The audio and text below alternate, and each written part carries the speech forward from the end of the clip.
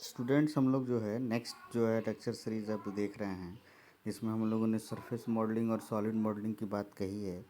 तो इसमें parametric surface हमने देखा कि ये इक्वेशन आप देख पा रहे हैं कि parametric space you x axis में है और भी वाई एक्सिस में है। तो कार्डियन स्पेस में कैसे हमारा एक पॉइंट कोऑर्डिनेट्स यू है और यू किस तरीके से रहा है और वी कैसे वाई।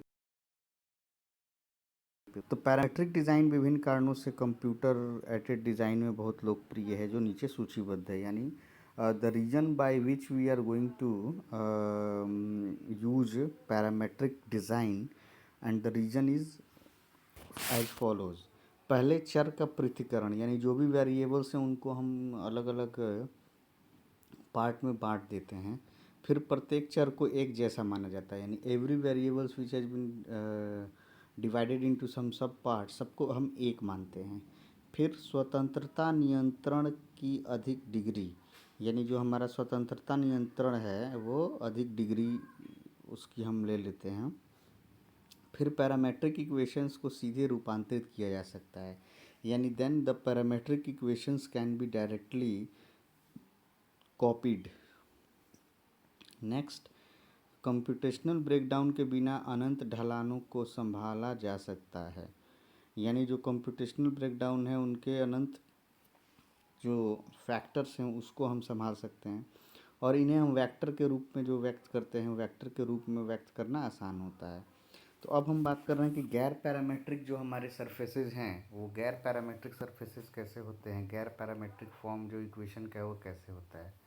तो यदि हम मान लें कि कोई बिंदु एक्स वाई और जेड है जो इंटरनल जो रिलेशंस है उसको सेटिस्फाई करता है, यानी हमने कोई फंक्शन लिया एक्स वाई जेड के टर्म्स में, एक्स डायरेक्शन वाई डायरेक्शन और जेड डायरेक्शन के फंक्शन में, और वो जीरो के बराबर उसको हमने कर दिया है, तो हमारा जो सिंगल कंस्ट्रेंट्स है वो किसी सतह को निरूपित करते हैं, जबकि दो कंस्ट्रेंट एक साथ एक ही तरह के माने जा सकते हैं जो दो सतहों को परिच्छेदन भी हो सकता है, और इन्हें हम स्पष्ट तरीके से लिख सकते हैं। यानी जो हमारा फंक्शन है वो फंक्शन अगर हमारा पी फंक्शन है एक्स वाई जेड का, तो उस कंडीशन में हम क्या कर सकते हैं, एक्स जो फंक्शन होगा वो जी वन वाई जेड, वाई जो फंक्शन होगा वो जी टू एक्स जेड, और जेड जो फंक्शन होगा वो जी थ्री एक्स वाई।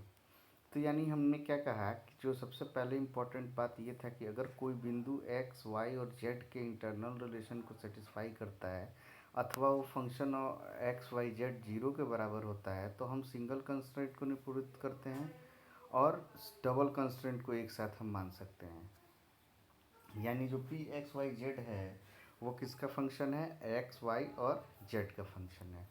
यानी एक्स वाई एक साथ हम मान सकते हैं और एक्स वाई का फंक्शन हम एक अलग भी मान सकते हैं।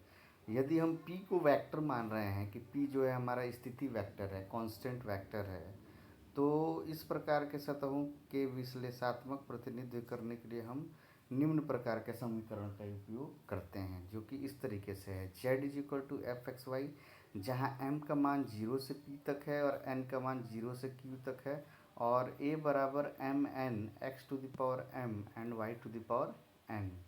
तो ये हमारा दो ऐसे इक्वेशन हैं जो पैरामेट्रिक फॉर्म में होते हैं। पैरामेट्रिक फॉर्म में हमने देख लिया कि कैसे वो फंक्शन है हमारा p u v x y z का, और नॉन पैरामेट्रिक फंक्शन है पी एक्स वाई जेड और एक्स वाई जेड का फंक्शन है, और जेड एफ एक्स वाई का फंक्शन है। अब हमारा जो नेक्स्ट जो टॉपिक है वह इस टॉपिक है कमांड का उपयोग करके साधारण सतह बनाना, यानी we are going to produce general surface और ruled surface with the help of command. जैसे बेसिक ऑटो कैड की हम बात करते हैं तो ऑटो कैड में भी हम डिफरेंट टाइप्स के स्केचिंग कर सकते हैं कमांड देके, जैसे सर्कल कमांड है, लाइन कमांड है, रेक्टेंगल का कमांड है, ट्रिमिंग का कमांड है। तो सारे कमांड्स को देख के हम कुछ ना कुछ ऑब्टेन कर सकते हैं। वैसे ही हम कमांड का उपयोग करके साधारण सतह कैसे बनाएं यह हमें देखना है। तो इसमें है रिवॉल्व सरफेस, रूल्ड सरफेस और 3D सरफेस। तीन प्रकार के सरफेस हम बनाएंगे with the help of the command. यानी रिवॉल्व सरफेस पहला हमारा होगा, और दूसरा जो होगा वो हमारा दूसरा रूल्ड सरफेस होगा, और तीसरा जो होगा वो हमारा 3D सरफेस होगा। अब हम पहले बात करते हैं हमारा रिवॉल्व सरफेस का। यानी रिवॉल्व सरफेस क्या है? रिवॉल्व सरफेस जो है परिक्रमण, जिसको हम हिंदी में बोलते हैं परिक्रमण, तो परिक्रमण को हम बोलते हैं रिवॉल्व सरफेस।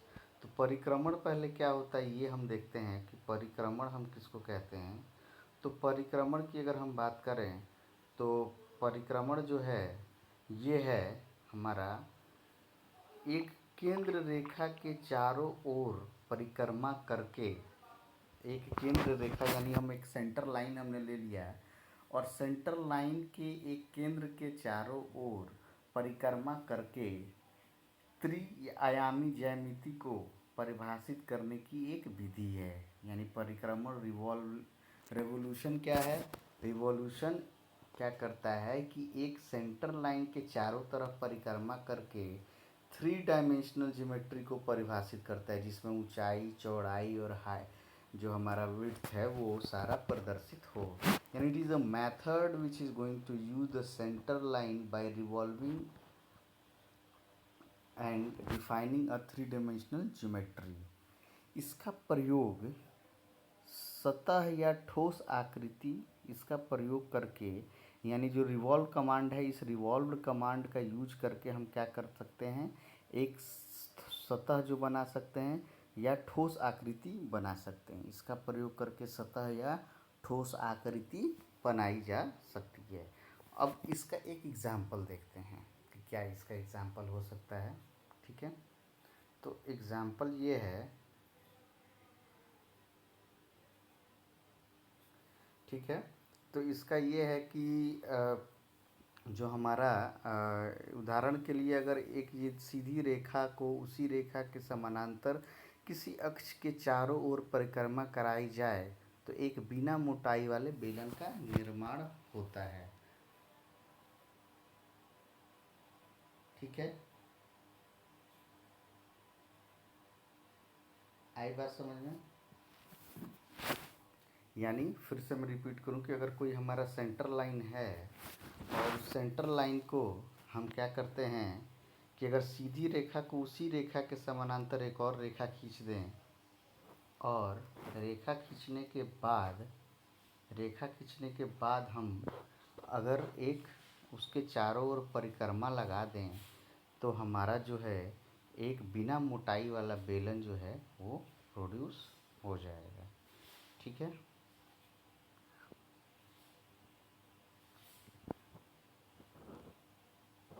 ठीक है, जैसे कि हम डायग्राम में देख रहे हैं कि एक सरल बेलन का निर्माण करने के लिए हमने ये दे दिया है। अब हम बात करते हैं कि जो हमारा यदि किसी सतह का परिक्रमण करवाया जाए तो ठोस का निर्माण होता है।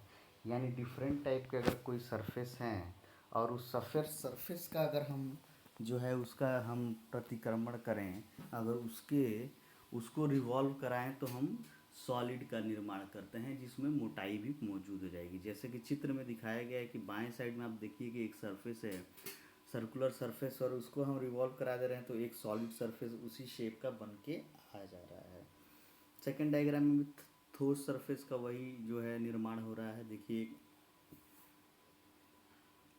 यानी विभिन्न प्रकार के सतहों की सहायता से अनेक प्रकार के ठोस का निर्माण संभव है, जैसे कि ग्लास, कप, सुराही, बाल्टी, पाइप, बॉटल बनाने की जो विधि होती है, इसका डिज़ाइन बनाने के लिए we are going to revolve the surface. तो ये रिवॉल्व कमांड को हम ऑटोकैड में इस्तेमाल करते हैं। यानी रिवॉल्व कमांड को इस्तेमाल करके हम जो है जनरल सरफेस यानी सॉलिड सरफेस, रूल्ड सरफेस बना सकते हैं या 3D सरफेस बना सकते हैं। तो सबसे पहले हम ये देख लें कि रिवॉल्व सरफेस कैसे बना। तो रिवॉल्व सरफेस किस तरीके से बना? तो रिवॉल्व सरफेस ऐसे बना कि हमारा जो है